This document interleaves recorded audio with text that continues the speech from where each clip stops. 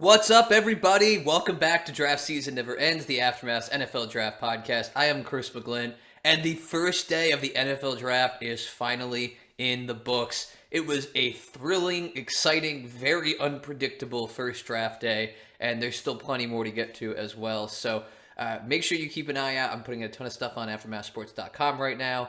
I put out my day one takeaways that went up last night. I'll put out each day. I'll put out takeaways file. I'll put out a brand new mock draft on Monday as well for 2023. Yep, I'm already starting on that. I won't be doing it too often, but got to get into it, early on here. You're way too early, mock, so very much looking forward to all of that. But today we're going to go through and just quickly react to every pick of the first round and give you a little bit of a taste of what's to come on day two. So let's start right off the top here with the Jacksonville Jaguars, who maybe surprised a few, but the leaks were kind of out there at this point. Javon Walker, defensive end or defensive lineman or edge rusher from Georgia.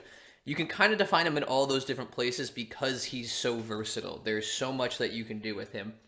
Now, I will say this is, I don't want to call it a boomer bust pick because I think Walker has a higher floor than people might realize because of that position versatility. He's able to contribute in a couple different places along your defense. So worst case scenario, he's going to be a solid defensive player. I just think Jacksonville's maybe hoping that he could become something that he hasn't been yet, which is a dominant defensive pass rusher who's able to take over games. He just didn't really do that at Georgia. He didn't have to in a lot of games because they were so talented elsewhere. We'll see. I mean, he's got a tremendous upside with the physical traits. He tested out of his mind at the combine and all of that. So it's not a bad pick, but I do think there is definitely going to be some pressure on him to succeed now after you take him over some more polished prospects, such as the number 2 pick in this draft. That's local kid staying in Detroit, going to the Lions, Aiden Hutchinson, the Michigan edge rusher. He was the most pro-ready player for me of this edge group. He's very polished. He's got a really high motor. I mean, what's not to like here? I'm so happy for Lions fans who I know really wanted this to happen because, you get a kid who's from Michigan. He stayed home to go to college, and now he gets to stay home and play in the pros with this Lions team. And he's just a great prospect all the way around. I saw a lot yesterday, and I think it's very accurate talking about him as a culture setter. And I think that's really going to be a big thing for the Lions going forward here as they look to finally rebuild. And it seems like they're on the right path. We'll talk about them in a little bit because they pulled off probably the best trade of the entire draft. Number 3, the Houston Texans. A little bit of a surprise here, but there was some rumbling just before the draft started that this could be happening. Stingley Jr., corner from LSU. Definitely a shock to me, just in the sense that he's the first corner taken here. Almost unthinkable when you consider where he was about a month ago now, where there's all these medical red flags around him. 2 months ago, we were talking about him maybe dropping out of the top 15 into the 20s, right? We hadn't seen him run in a while. There was a lot of concerns of, did he peak during his freshman year? Is he ever going to be able to get back to that point? Well, clearly the Texans think so. To me, though, this is not a bad pick by any means. I would have gone with Sauce Gardner here. He's my number 1 corner.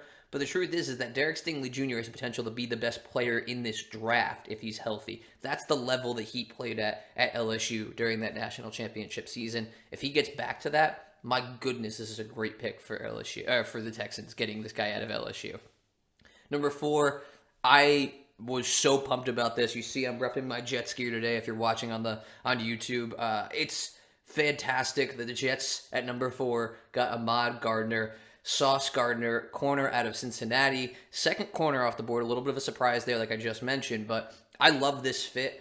I think he's big, he's physical, he's fast. This gives the Jets a true number 1 lockdown corner that they have not had probably since Darrelle Revis left town, and that was quite a few years ago now. And even when he came back to town after spending that time in Tampa Bay, wasn't quite the same as he had been. So really, we haven't seen prime Revis since probably like 2014, maybe 2015. So the point is, it's been a while for the Jets, and I really love this pick. I think this is a great fit for them, and I think overall this is going to be something that really transforms that defense. And the Jets crushed it all night long, no question about it. I'm not going to call anybody winners or losers yet. I know people are looking for that. I always say you got to take a good 5 years to evaluate a draft class. I know that's lame. It's not the hot takey type of thing that we really want to get into here in sports media, but And the truth is that we just don't know yet. So on paper, yeah, I think the Jets crushed it, but if all of these guys are out of the league, and I don't think that's going to happen, obviously, but if none of these guys are on the team in 2-3 years, then did they really crush it? I don't know. So we'll see what ends up happening, but I think the Jets got off to a fantastic start there at 4. Number 5, the New York Giants with an edge rusher here out of Oregon, Kayvon Thibodeau. I think this is actually a really, really smart move by the Giants, and one that's maybe getting a little bit overlooked here. The truth is the way the board fell to them, the Giants kind of had their pick of the offensive tackles.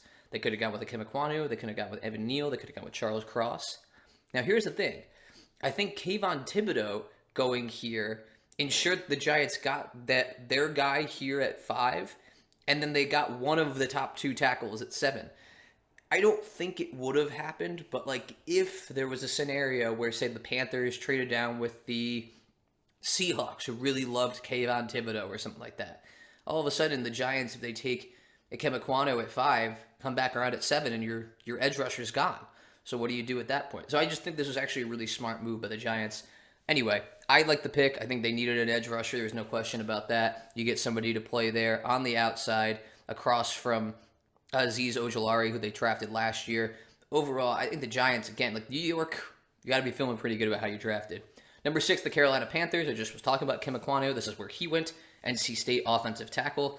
I personally had Evan Neal higher than him on my board. I had Neal as my number 1 overall player, but I like this move a lot. I really, really like the fact the Panthers did not take a quarterback here. We're going to talk about the quarterbacks more later on and kind of how surprising it was with everything that went on last night, but I think this is a really good move for them. They solidify the offensive line in a big way, and this is something that is going to make it easy for them to be able to bring, whether it's Sam Darnold in and have, Sam Darnold still there. If they keep Sam Darnold the starter, it's going to allow him to be in a better position to be successful. I don't know that they're just going to stick with Darnold, but if they trade for Baker Mayfield, if they trade for Jimmy Garoppolo, if they take a day 2 quarterback somehow, I don't know how that's going to happen because they don't have a 2nd or 3rd round pick, but if that somehow happens, I don't know. Whoever it is, whatever they decide to do here, it's going to put them in a better position to be successful going forward. You now have solidified that offensive line, and Ikem Ekwonu is a super physical, high upside player who, they created a pancake wall at NC State in part because he was there. So, yeah, I think there's a lot to like about this fit and this player. And, yeah, I think overall really good for the Panthers to not reach and take a quarterback here. Number 7, the Giants, again, they took Evan Neal out of Alabama. Now, I think the Giants crushed this. They took 2 of my top 5 players, and I think, getting Evan Neal here that, again, similar to the Panthers, you solidify the offensive line. The Giants notably did not pick up Daniel Jones' 5th-year option. Probably the right move, given what we've seen from him so far, whether it's injuries, fumbles, inconsistent play, you name it. However, they're going to see now, hey, man, you got 1 year to show us that you are the guy, and we're putting the pieces in place for you to be successful. We just got you a right tackle. We already have you a left tackle. The interior line's getting better. It's not great, but it's better.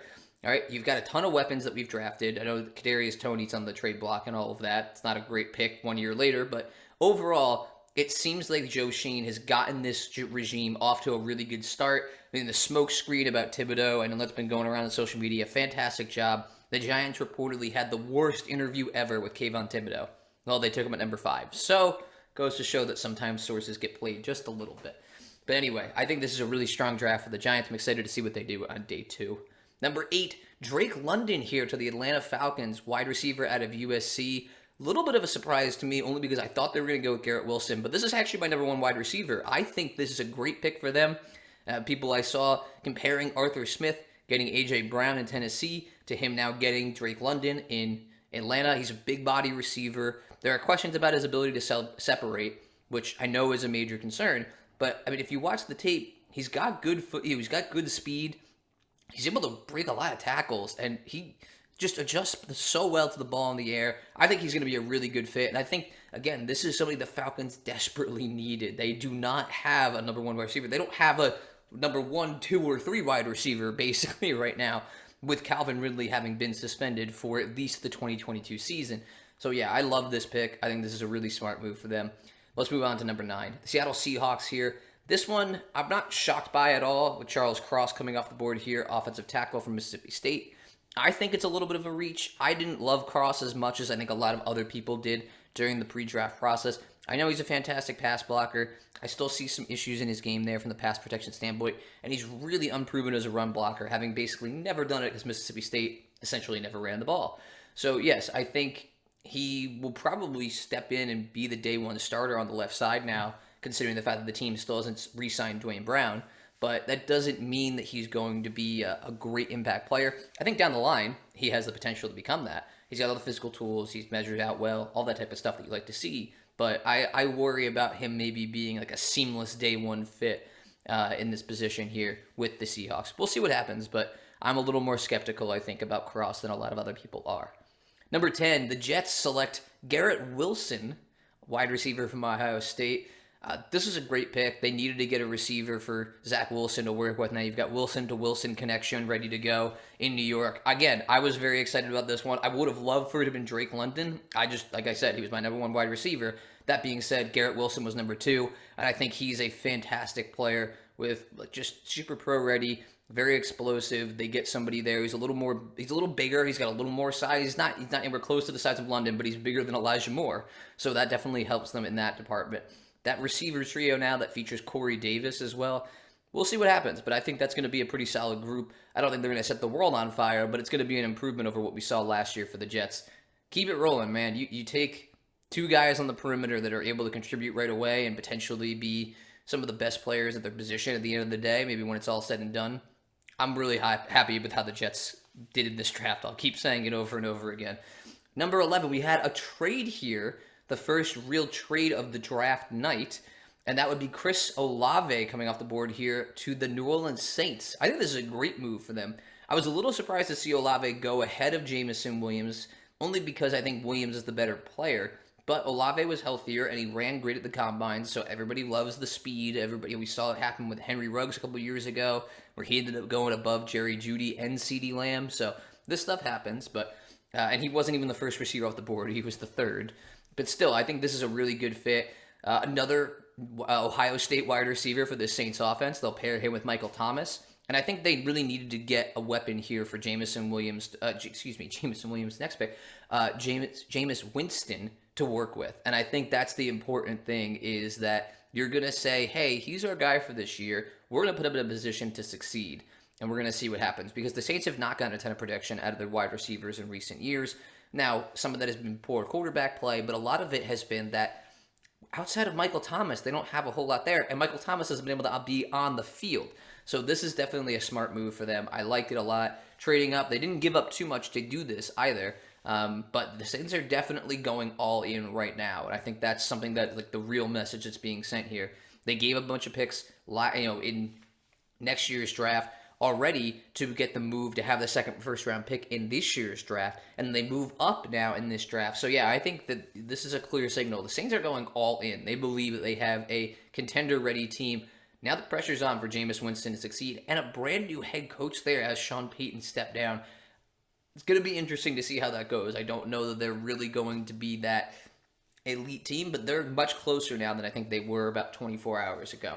Number 12, I already alluded to Jameson Williams. This is the trade of the draft, hands down. I still don't know how this happened. The Lions traded up with a division rival. They traded up with the Minnesota Vikings. They gave up their 2nd-round pick and their 3rd-round pick. They moved up 20 spots, and they got Minnesota's 2nd-round pick. You could look at any draft trade value chart that you want to, and the Vikings got fleeced. I cannot understand how they let this trade happen. And on top of that, this is the kicker. You let them take possibly the most explosive wide receiver in this draft. And you don't have any cornerbacks to defend him. That was the biggest need for the Vikings going into this draft, was finding a corner. Well, they didn't, and they let their division rival go out and get a player who could take the top off and potentially shred them for the next 10 years. Now, that also all assumes that Jared Goff's able to get him the ball, so there's still that issue.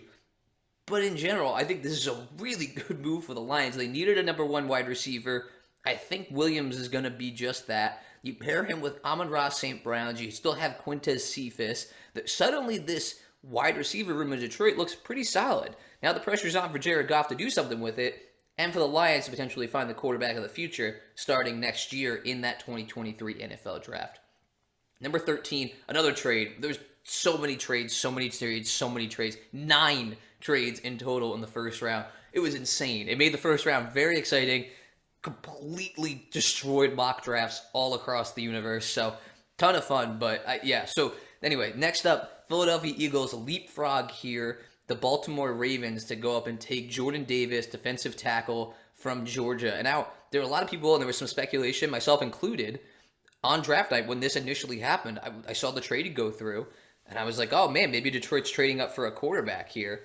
And then they took Jameson Williams, and it was like, oh, who did the Eagles trade up for? Because, like, you would have thought they were trading up to try and take Jameson Williams because the trade was announced before Detroit's pick had gone through.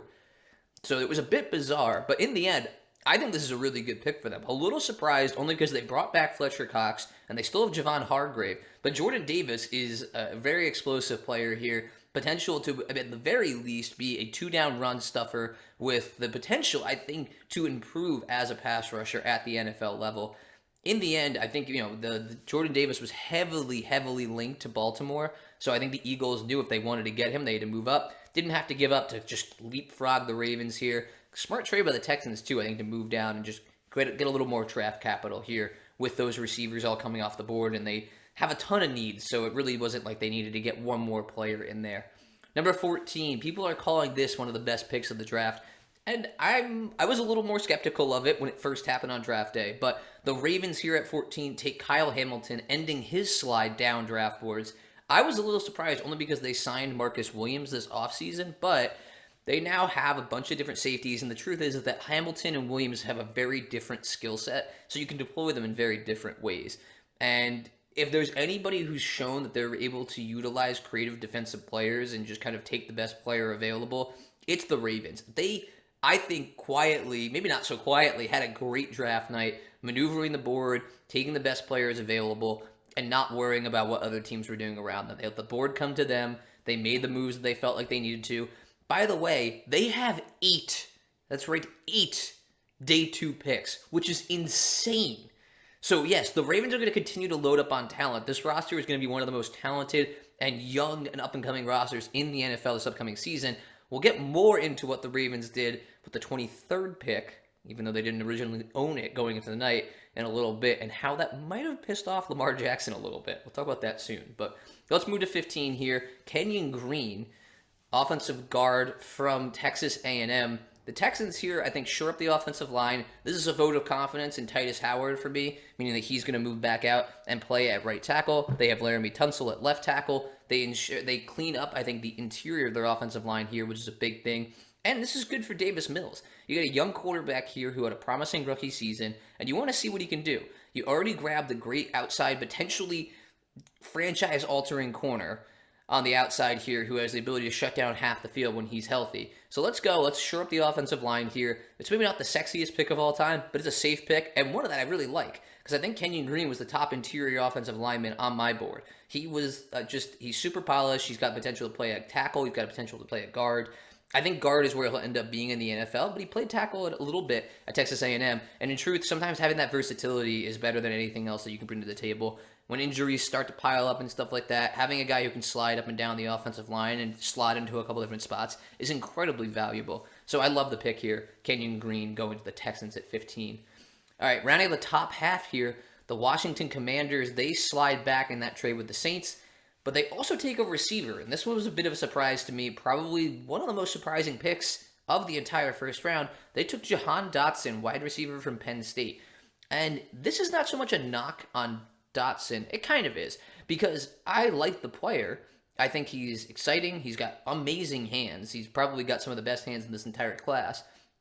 My concern here, though, is that I don't think he's much more than a slot receiver, given his size and his build at the next level.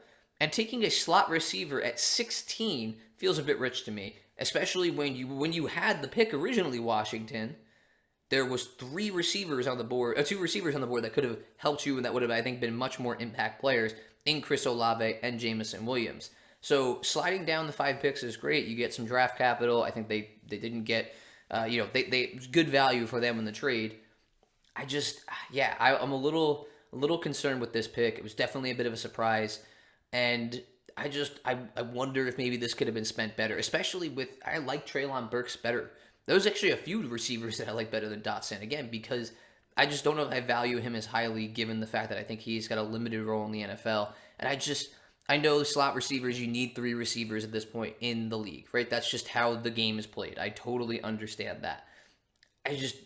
We've seen a lot of teams find these slot receivers and stuff like that later in the draft, and they're able to develop them and stuff like that. And the value for me wasn't there. So I don't love this pick for Washington. We'll see what ends up happening down the line. Obviously, maybe Dotson will end up making me eat my words, but a bit surprised to see him go this early. This is actually the biggest reach.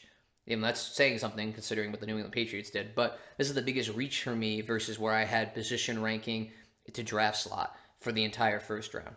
All right, number 17 here, starting the second half of this draft. Let's go with Zion Johnson here to the Los Angeles Chargers. I think this is a great move.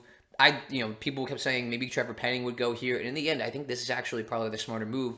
And Chargers fans have to be thrilled because you now get an instant impact player. With Trevor Penning, probably a little more raw, probably need a little more seasoning. Zion Johnson's ready to go. Slot him in wherever you like on the interior of that offensive line. He can play left guard, center, right guard. I think he'll end up starting at right guard this season for the Chargers.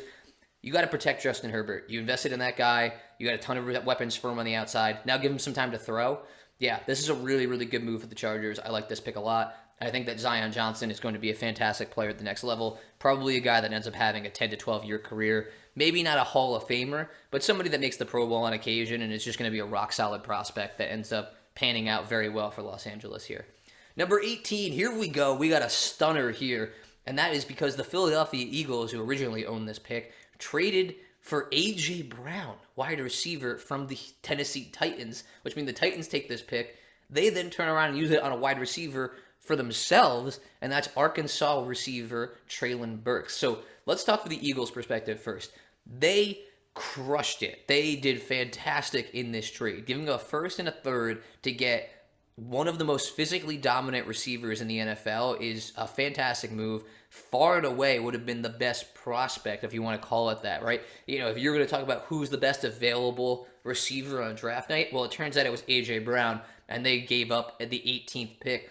He essentially was the 6th receiver taken, if that makes sense, which is just crazy to me. This is just such a good move for the Eagles. And for the Titans, this is a little surprising. I like Treylon Burks. I think he's going to be a productive NFL player. But if you're talking about a team that right now feels like they were kind of getting close maybe to like getting over that hump and challenging for a Super Bowl, right? They beat the Chiefs last year. They beat the Bills last year. They obviously came up short in the playoffs, but they had 9 sacks of the Bengals and probably should have won that game. And now for them to give up their best offensive weapon outside of Derrick Henry and bring in a rookie who people wonder a little bit about how he translates and the consistency there, just felt like a bit of a surprising move. Now, I don't hate it. I think this actually is a great thing from the perspective of cap space because we saw the Eagles immediately gave Brown a 4-year, $100 million extension with $57 million guaranteed. So that's a lot of money the Titans probably did not want to spend. But I just wonder, this is like maybe trying to get a little more out of him. I don't know. It's an interesting move, and only time will tell who ends up winning this trade. But I think early signs are that the Eagles crushed it because they got themselves an impact wide receiver here who has the potential to really reshape that offense. Him and Devonta Smith is going to be disgusting to watch. So watch out for the rest of the NFC East. Number 19, the Saints back on the clock here, and they take Trevor Penning here. I think this is a really smart move for them. They get their left tackle of the future. He'll come in and compete for the starting job from day one. I wonder if maybe James Hurst is at least part of that conversation. But in the end, I think Penning's much more talented. He's huge. He's 6'7". He's got long arms. He's built well. And the truth is that he's going to have a little bit of a learning curve coming from Northern Iowa. But he's nasty. You watched that at the Senior Bowl. You saw he was finishing through the whistle, right? You got that type of nastiness to him that teams really like. I think he fits well what the Saints are going to want to do. He's physical. He's talented. And in a couple of years, I could see him being a really solid starting left tackle, which is something they lost. They lost Teron Armstead. And so, yeah, this for me makes a lot of sense. And credit to them for not taking a quarterback here because I really don't think they needed one. Their quarterback room is pretty full right now when you consider the fact that they have Jameis Winston. They signed Andy Dalton this offseason. Taysom Hill, I know they're moving him to tight end, but he can still play quarterback if needed. And then on top of that, they drafted Ian Book last year. Now, Ian Book's not going to prevent you from taking a quarterback if you love somebody here in the first round, but you already have a really crowded quarterback room, and I don't know that any of these quarterbacks are going to be that much better than Jameis Winston. So for me, this is a great move. You made two moves that set you up well for the future here in the first round, and you get players who are probably going to impact your offense this year, putting Jameis Winston in a position to succeed going forward. Number 20, we finally get a quarterback off the board. As I wrote about in my takeaways file that you can find at AftermathSports.com, this was a bit of a surprise to me, only because I had Malik Willis rated higher, and because we didn't have a quarterback go off the board until number 20. That's the first time we've seen that since like 97. It's been a really long time since we've seen quarterbacks slide this far, but I think it's a really fair reflection of how the league sees the quarterback position in this draft. So Pickett comes off the board here. I was a bit surprised because to me, I think Malik Willis has a much higher upside. I know that Pickett is an underrated athlete. People don't give him enough credit for that a lot. But the hand size worries me a little bit. The lack of an elite arm worries me here. He might end up being a really good pro. Obviously, it's great. You love seeing it on draft night. He's clearly very emotional about getting a chance to stay in Pittsburgh and now play in that city for his professional team after playing in college there and having a fantastic year during his redshirt senior season. So he'll now compete with Mitch Trubisky for that starting job. I think it'll be really interesting to see who ends up winning that one. It'll probably be Pickett because I think the Steelers want to give him the chance to try and grow in this offense. But, long term, I wonder about how this is all going to pan out. Number 21, the Chiefs trade up here with the Patriots, and they take Trent McDuffie, who slid a little bit here. This is about where I think the range would be that I think I had him ranked, but there was a lot of love for him, it seemed like, around the league. So I'm a little surprised he lasted at 21. But the Chiefs, this is great. I mean, they needed an outside corner. You get one here. He's a little undersized, but he plays much bigger than that. He's super physical. He's not afraid to come up and make tackles. There's a lot that I like about Trent McDuffie here. I think this is a really smart pick for the Chiefs. They didn't give up too much to go get him. And for the Patriots, of course, Bill Belichick loves to slide back in the draft, pick up more day 2 selections, early day 3 selections. He'll probably turn one of them into a Hall of Famer. That's usually what he ends up doing. Moving on to number 22, the Green Bay Packers. And I know people want to kill the Packers for not taking a receiver here. I don't know why. The top 6 guys had already come off the board. What, did you want them to reach for the 7th or 8th best receiver in this draft? I don't necessarily know that's a smart process. Instead, they take who I think the league viewed as the best off-ball linebacker here in Quay Walker. I love this pick. Quay Walker is one of my favorite players. If you've been following along, you listen to my Guys podcast that I did, my draft crushes that I did a couple weeks ago, he was on there. I think he's fantastic. He's got great range, good coverage skills, and he's going to be an impact player on this Packers defense. There's no question about it. Now, is Aaron Rodgers thrilled right now? Probably not. But without getting up earlier in this draft, when there's 6 players that went within 10 picks that were receivers. I mean, that was a ridiculous run.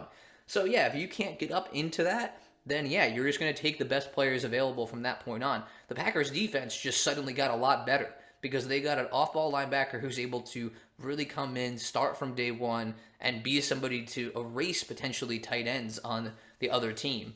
And then they drafted another Georgia defender who we're going to get to here at the end of this first round. Let's go to the Bills here. They leapfrog the Cowboys. They trade with the Ravens. Let's start with the Ravens here first before I even get to the Bills, actually. The Ravens traded Marquise Brown to the Cardinals for the 23rd pick in this draft.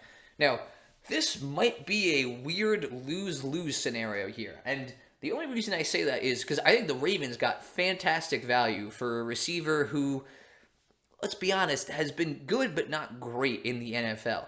He has only averaged about a little over 50 yards a game receiving, which is not exactly what you would expect from a first-round pick. Now, he does fit well, I think, into what Arizona wants to do, but when you see that A.J. Brown, who has 2,000-yard receiving seasons and has gone to the Pro Bowl, has been one of the most physically dominant receivers in the league, goes for a first and a third, to again trade for Marquise Brown for the 23rd pick, I can't understand the thought process here. It just seemed like a little bit more than they should have had to have given up to be able to acquire this player. Now, the reason why I say this might be a lose-lose here is because Lamar Jackson does not seem happy that his number 1 receiver was just traded away. He tweeted out after the draft and was really seemingly annoyed that Baltimore made the move, but it also sounded like Marquise Brown wanted out. So I think the Ravens were more than happy to move a player who was disgruntled. They did draft Rashad Bateman in the first round last year, and they have a couple other guys like Tylan Wallace and James Prochet, who they drafted last year in the fourth round, that could potentially start to move their way into more prominent roles in this offense. I also think there's a really good chance the Ravens draft a receiver or two on day 2 of this draft, given how many second and third round picks they have. It is a little bit of a surprise to see that they clearly have, seems like, isolated and put their quarterback in a position where he's unhappy. But in the end, they probably are doing the right thing. Anyway, let's go to number 23 for the Bills here. They trade up. They take Kaiir Elam, corner from Florida. This was a little bit of a surprise to me because I think Elam is better as a man-to-man corner, and Buffalo likes to run a lot of zone. So the scheme fit is a little bit interesting. But from a physical trait standpoint, there's a ton to like here. And this was the Bills' biggest need, no question about it. They needed to find a corner who's going to be able to play across from Tre'Davious White whenever White is able to come back and be healthy. They have a couple other guys in the secondary, and Lamar Jackson and Dane Jackson, who I like, but I think those are better depth players. Meanwhile, you get a guy here who's able to come in, probably be a day one contributor, even if there are a few things that he needs to work on.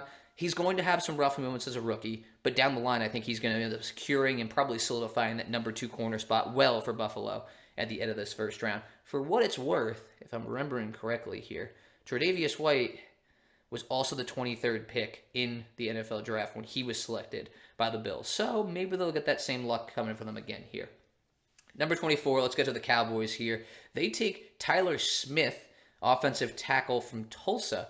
Now, this is an interesting one. I think he's got some tackle guard versatility here. Looking at what the Cowboys have right now on the roster, he'll probably kick inside and play guard, at least as a rookie. But yeah, this is a smart move, I think, for them to address the offensive line. A little bit of a surprise given the fact that now we see another lineman go off the board before Tyler Linderbaum, but at the same time, they're pretty set at center with Tyler Biadasz, and I don't think that they're going to move either Linderbaum if they had taken him or Biadasz to guard. So you go and you get a player who's got the versatility and the potential to even start at tackle, which is important. The Dallas Cowboys have dealt with a lot of injuries in the previous years, so finding somebody who has the potential to play both spots, I think is really enticing to them. Smith is somebody that I think could be a really solid starter in the NFL, given a year or two to really season here, but it's going to help their offensive line likely from day one. He might not be an elite player up front, but he's got good potential here. I think this is a really smart pick. Number 25, the Baltimore Ravens, again, just crushing the draft. They take Tyler Linderbaum, center from Iowa. I think this is a really good spot for them. They move down, they collect another day 2 pick, and in the process, they then go out and get the top center in this draft. They had just let their center, Bradley Bozeman, walk in free agency, so now they find their replacement. I think Tyler Linderbaum is going to have a really strong impact on a team. He's probably not quite the same prospect level for me as Creed Humphrey was last year, just because I think Humphrey had a couple more measurables and was a little bit stronger in when I watched him play. But I think Linderbaum could have potentially that type of impact on this offense. He can get out, he can move. That's the big thing here. I think that makes him a great scheme fit for the Ravens. You know, he might not have the longest arms as everybody keeps talking about, but if he gets his hands on you, he's going to put you in the ground a lot of the time. He's got that play strength. He's got great athleticism to get out on the perimeter and block for a mobile quarterback like Lamar Jackson or any one of the number of running backs that seemingly seem to pop up in Baltimore almost every season. So, yeah, I think this is a really smart pick for them. The Ravens, I feel like, had a fantastic first round. Number 26, Jermaine Johnson finally comes off the board. I cannot believe he slid this far, and I'm thrilled that he is a New York Jet. I think Johnson, he is a fantastic run defender. He definitely has a little bit of a ways to go as a pass rusher, despite the production he had during this final season at Florida State, 11.5 sacks. I don't think he's going to be this immediate double-digit sack guy in the NFL, but I think he's going to get himself on the field because he works through trash so well when he's a run defender, and that's valuable still. I know it's a passing league, but if you can get somebody out there who's able to be on the field for the first 2 downs and be an elite-level player, and then has the potential to still impact the play on 3rd down, I think that's really good value. The Jets needed an edge rusher. They didn't want to let it wait any longer. They trade up with the Titans here and go out and get him. The Titans picking up a ton of draft picks now after getting that 1st-round pick from the Eagles, a 3rd-round pick. They then also pick up the Jets' 2nd-round pick. and they do a third-round pick swap there, moving up in the third round. I think they also got a fifth-round pick in this deal. So Titans definitely going in, getting a lot of draft capital. Will be interesting to see what they do with all of it, but it rounds out a fantastic first round for the Jets, if you ask me. I think Joe Douglas crushed it. I'm very excited to see this group hit the field and hopefully have a major impact this season. Number 27, another trade. Yeah, trades just keep on coming. And this is Devin Lloyd, linebacker from Utah. My top linebacker and a top 10 player for me on my board. But this is about where I thought Lloyd would go because of the positional value. I started hearing some buzz, too, that he was probably the second one off the board, with Quay Walker likely surpassing him. But I think this is a really smart move for the Jaguars. They moved on from Myles Jack this offseason, so now you get a player who's able to come in and try and replicate some of that production. And I love Lloyd. He's one of my favorite players, favorite prospects in this draft. I've been watching him for a number of years. As I talked about before with Quay Walker, Lloyd also found his way onto my guys or draft crushes list this year. So I think this is a really smart move for Jacksonville. You go out, you get somebody who's going to be an instant impact player on defense now on at two different levels. You got a defensive lineman in Travon Walker and a linebacker in Devin Lloyd. It's going to be a fun season, I think, for the Jaguars defense, which was horrendous last year, so this should be a major improvement. Number 28, the Packers back on the clock here, and they take Devontae Wyatt, defensive tackle out of Georgia. I love this pick. They needed somebody else in the interior of this defensive line, and I think Wyatt was a top 15 player who slid in the draft. I think this is a slam dunk pick for the Packers. Again, I know it's not a receiver. Could they have gone with George Pickens here? Sure. Could they have gone with Christian Watson from North Dakota State here? Absolutely. Do they get a much better prospect in drafting Devontae Wyatt? Yeah, they do. I think this is going to be much more of an instant impact player. There are some concerns and red flags around both Pickens and Watson, given the fact that Pickens barely played this past season after tearing his ACL in spring ball and only, I think, had 5 catches in 4 games when he returned. And then you've got Watson, who, as athletic as he is, definitely not the best catcher of the football, which is pretty essential to the receiver position. So I'll be interested to see now maybe if Green Bay tries to move up in the second round to go get one of those guys, because I don't think they're going to last that long into the second round. But there's going to be receivers on the board that they can take in the second round. They've got 2 second-round picks. They're going to find some help for Aaron Rodgers eventually. Is he thrilled right now? Probably not. It's tough to see Devontae Adams go and then the Packers still not draft a receiver in the first round. But I think the way the board fell to them, they did the best they could possibly do with it. They got 2 instant impact players on defense and 2 Georgia defenders, which probably not a bad move. Number 29, this was probably the biggest shock for most people of the first round, and that was the Patriots selecting Cole Strange, offensive guard from Chattanooga. Yeah, small school prospect here, but if you've watched the film of this guy, he crushed it at the Senior Bowl. He looks like he's pro ready.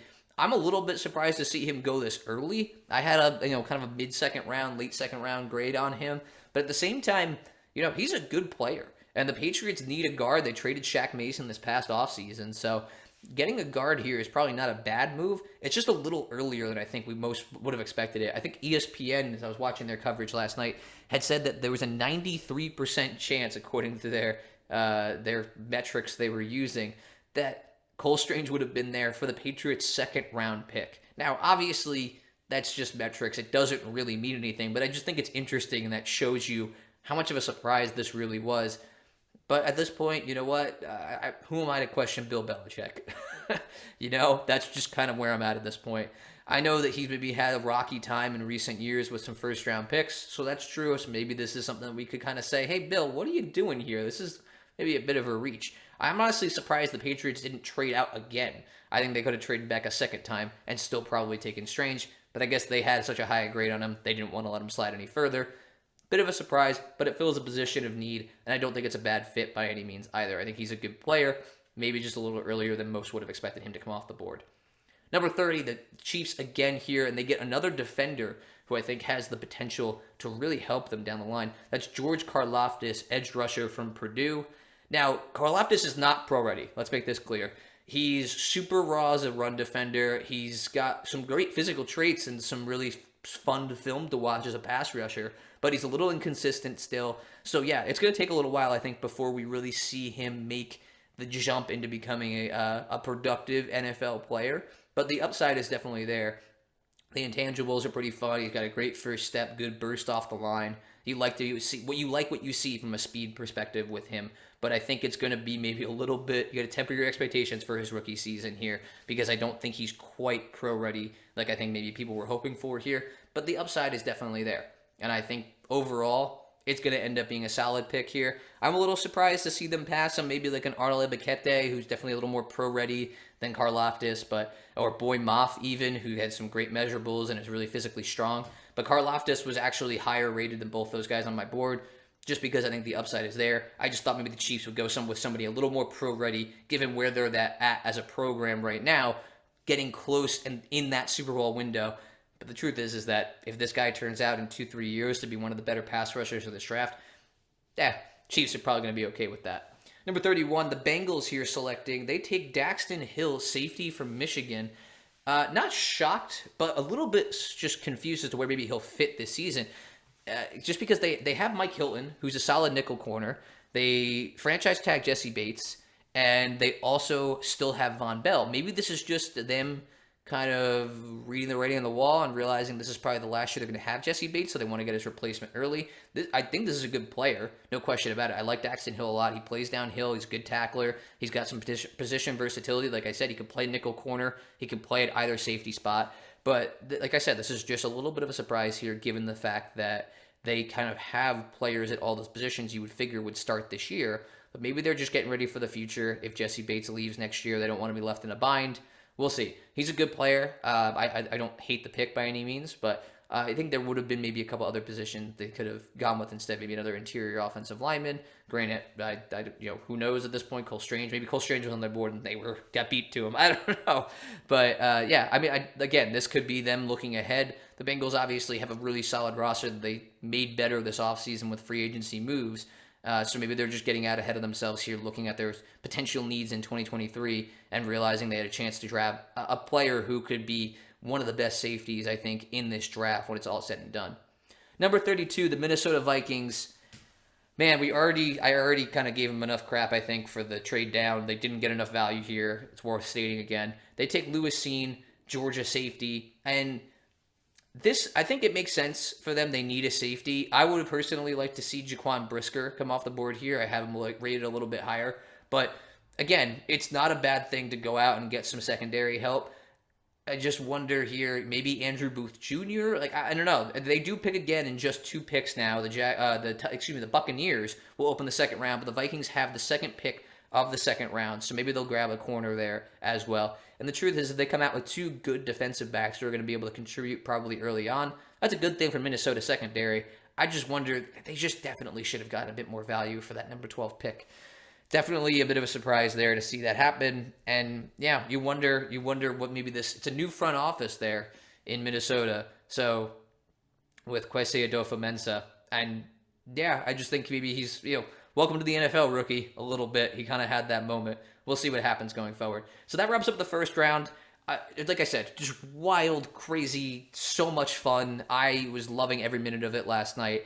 And I'm so excited for day 2, which is starting later today as I'm recording this. It's Friday. I'm recording this. So I don't have any insight on day 2 yet. I have no idea what the picks are going to be. It's going to be a few more hours still until day 2 kicks off. But I'm super excited to see what happens. The Tampa Bay Buccaneers, like I said, are the first team up. Malik Willis is still on the board, which is wild to me. I kind of can't believe that he didn't go in the first round. But maybe the Bucs try and find their quarterback of the future. I don't think they're going to do that here, but I would be shocked if Malik Willis makes it past Seattle, who has back-to-back picks in the second round here at 39 and 40. And then, we'll see what happens. There's a couple of good players still on the board, some tight ends that are still available that I really like. We haven't seen a running back go yet. Like I said, there's a bunch of receivers we could see go here on day 2. My top available players are included in that takeaways file that I posted last night. It's up on aftermathsports.com right now, so make sure you go check that out if you want to take a look at who my top players remaining are in this draft class as we head into the second and the third round of the 2022 NFL Draft. That's going to be just about do it for this episode. Thanks so much, everybody, for tuning in.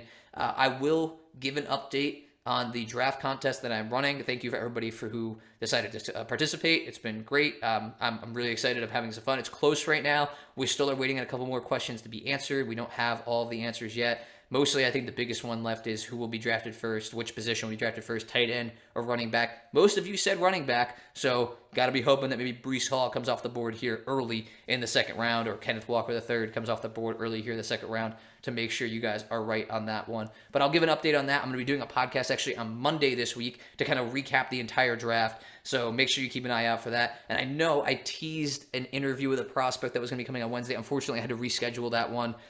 Turns out that they had an interview with an NFL team, and I got trumped by the NFL team, which I could kind of understand. I hope you guys can too.